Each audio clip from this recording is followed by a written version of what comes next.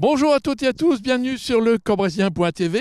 Cette semaine au programme, un reportage sur une société spécialisée dans la fabrication de gazon. Vous voyez, je suis sur ce très beau gazon. Alors, elle est implantée à Fontaine-Notre-Dame. Il s'agit de Gazon à la folie. Et je vais tout de suite à la rencontre de son créateur, Monsieur Franqueville, pour lui demander un peu comment ça se passe. Comment fabrique-t-on du gazon en rouleau ? Avec Monsieur Franqueville, donc le gazon à la folie, c'est bien ça le nom de votre société ?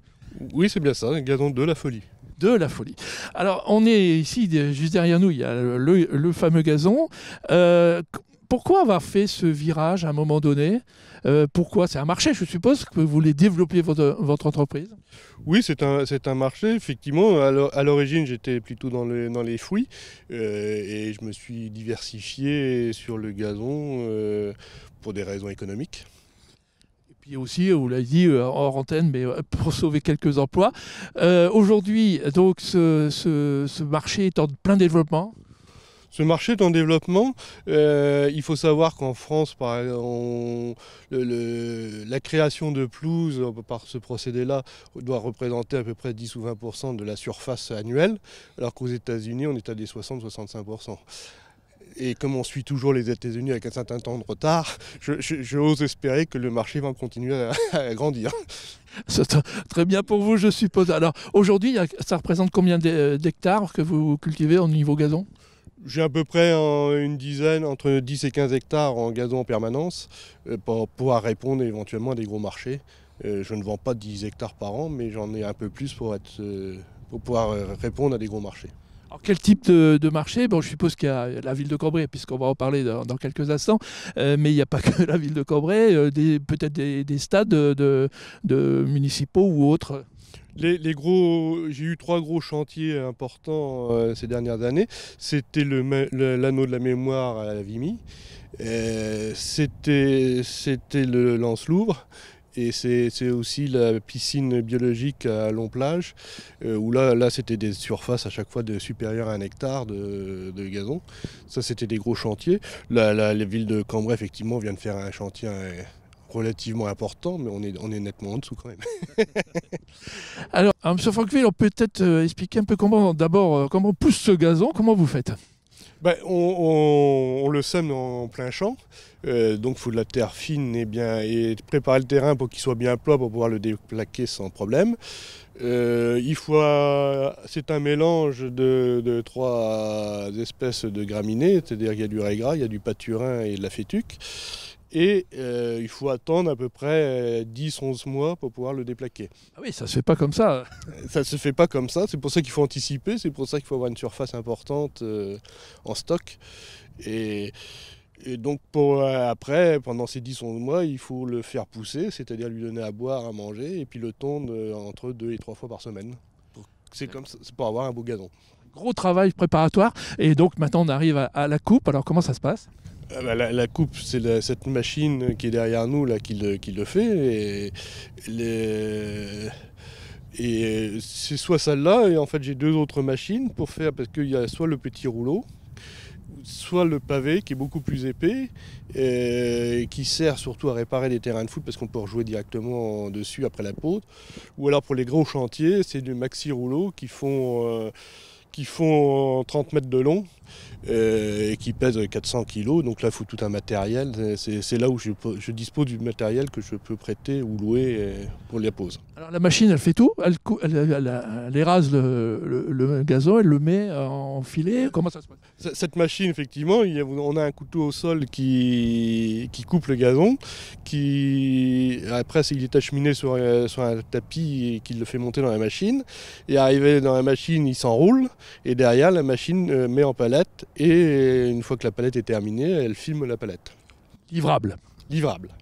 Bien, merci M. Franqueville pour toutes ces explications. Et on va tout de suite aller voir justement à la porte de Paris Philippe Charlet, l'un des responsables du service d'espace vert, qui justement est l'un des utilisateurs de votre gazon.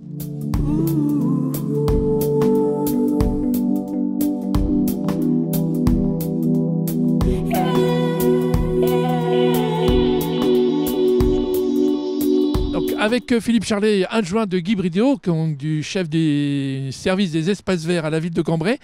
On est ici à la Porte de Paris qui a subi une rénovation complète paysagère et on a utilisé notamment du gazon plaqué. Alors avec les services des espaces verts, quel est l'avantage du gazon plaqué? Disons qu'on a gagné du temps par rapport à un semis qui aurait été peut-être litigieux suivant les conditions météorologiques de l'automne. Bon, on est tombé dans une bonne phase. On a juste eu du nivellement à faire et des apports de terre pour enlever les bosses et niveler. Ensuite, on a mis 2 équipes sur chaque rectangle, pour ainsi dire, faire avancer les choses rapidement. On a mis un certain temps, on a mis à peu près 15 jours et demi pour plaquer 2000 m². Ah, ici, il y a 2000 m². 2000 m² de gazon plaqué. Mais bon, le résultat, on le voit aujourd'hui. Là, il y a 15 jours que c'est fini. Et regardez, on ne voit pas les différences de bandes. C'est superbe. Oui, ouais, le résultat, en tout cas, est vraiment efficace. Alors, est-ce qu'il y a un entretien particulier pour un gazon plaqué par rapport à un gazon normal? Avant la première tonte, il faut rouler le gazon et après suivre bien régulièrement les tontes avec du matériel extrêmement propre pour le bien. Du fait que c'est un gazon qui a quand même été soigné par le semis et tout ça. Donc, il faut le soigner avec les engins qu'on amène sur le site. D'accord, et donc tout se passe bien, là sera prêt opérationnel pour les commémorations. Cette semaine-ci, on va tondre, on va rouler et tondre. Bien, merci Philippe de toutes ces explications. Et maintenant, tout à fait autre chose, sans transition, on va aller à la rencontre d'un jeune qui a monté une initiative en faveur des enfants qui ont malheureusement une maladie grave. Alors pour poursuivre ce magazine sans transition, un tout autre sujet, une initiative d'un jeune pilote, Geoffrey Lallemand de l'aéroclub de Louis Blériot de Cambrai. Alors tout d'abord, on va demander à Geoffrey de se présenter. En quel âge as-tu? Alors bonjour, je m'appelle Geoffrey Lallemand, j'ai 24 ans. Je suis élève pilote et membre de l'aéroclub de Louis Blériot. Donc je suis aussi ingénieur informatique à mes temps pendant le boulot. Et ensuite, j'ai organisé un projet. Alors, on va y venir tout de suite. En quoi consiste ce projet? Je pense que c'est évidemment pour une bonne action. Oui, effectivement. Donc, le projet s'appelle Les ailes d'un rêve. Donc, ça consiste à offrir des baptêmes de l'air à des enfants qui sont atteints de maladies graves. Et je suis en collaboration avec la Ligue contre le cancer et l'association Accolade. Donc, c'est une association de parents dont les enfants sont atteints du cancer. Et donc le projet, tout simplement, ça va leur offrir le 13 mai 2018 des baptêmes de l'air à plus de 130 enfants avec des animations et des avions qui font partie du fameux calendrier qui permettra de financer un petit peu tout ça. Alors justement, présente-moi un petit peu le calendrier, comment on peut le trouver où, et en quoi consiste-t-il? Il y a des photos, je suppose? Alors j'ai fait quelques shootings photos avec des amis pilotes, donc même avec l'armée de l'air. Donc du coup, le calendrier se trouve en vente à l'aéroclub Louis Blériot, directement sur la page Facebook Les ailes d'un rêve et aussi sur le site deco-aero.com. Donc tout ça, ça nous permettra de financer donc les fameux baptêmes de l'air qui auront lieu, donc on va le répéter, au mois de mai. Voilà, le 13 mai, il y aura la journée pour les enfants, donc c'est un dimanche. Donc les enfants seront invités avec leur famille pour profiter un peu, être auprès des avions, des pilotes qui ont participé et surtout des partenaires qui ont gentiment offert des cadeaux. Alors on va rappeler les partenaires quand même, les principaux. Oui, voilà, donc il y a eu d'abord l'aéroclub Louis Blériot avec le président Philippe Massé qui m'a aidé vraiment dès la première pierre à l'édifice du projet. Et ensuite, il y a eu Auchan et Codœuvre qui ont participé. Ensuite, Sophie Alette qui fabrique de la dentelle.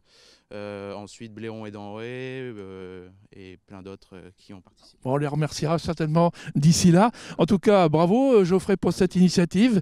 Et puis, on se retrouve donc le 13 mai 2018 pour cette grande journée pour les enfants qui sont souvent atteints du cancer, notamment et de maladies graves.